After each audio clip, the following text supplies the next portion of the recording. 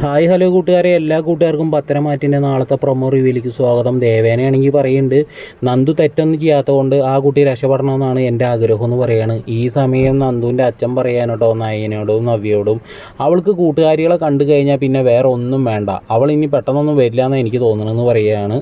ഈ സമയം അനാമിക ആവട്ടെ അനിയോട് പറയാണ്, നേരത്തെ അവൾ എൻ്റെ വീട്ടിൽ കൂട്ടുകാരും ഒത്തു വന്നിട്ട് എൻ്റെ അമ്മേനെയും അച്ഛനെയൊക്കെ തല്ലിയില്ലേ, അതിൻ്റെ ശിക്ഷ തന്നെയാണ് അവൾക്ക് ഇപ്പോൾ കിട്ടിയത്, അവൾക്ക് ഇനിയും കിട്ടാൻ കിടക്കണുള്ളൂ എന്ന് പറയാണ് അനിയോട് അനാമിക. ഈ സമയം ആദർശ് നായനേനെയും കൂട്ടി വക്കീലുമായിട്ട് പോലീസ് സ്റ്റേഷനിലേക്ക് പോയിരിക്കുകയാണ്. പോലീസിനോട് പറയുകയാണ്, ഈ കേസിലെ യഥാർത്ഥ പ്രതികൾ ഇപ്പോൾ മാറി നിന്ന് ചിരിക്കുക സാർ, നിങ്ങളിപ്പോൾ ആ സാക്ഷിയുടെ മൊഴിയിൽ നിങ്ങളുടെ കാര്യങ്ങളൊക്കെ എളുപ്പമാക്കിക്കൊണ്ടിരിക്കുകയല്ലേ. നിയമത്തിനെ വെല്ലുവിളിക്കുന്ന പെൺകുട്ടിയല്ല നന്ദു, നിയമത്തിൻ്റെ ഒപ്പം നിൽക്കുന്ന പെൺകുട്ടിയാണ്. ആ ഒരു പെൺകുട്ടിയാണ് ഇപ്പം നിങ്ങളുടെ കസ്റ്റഡിയിലുള്ളത്.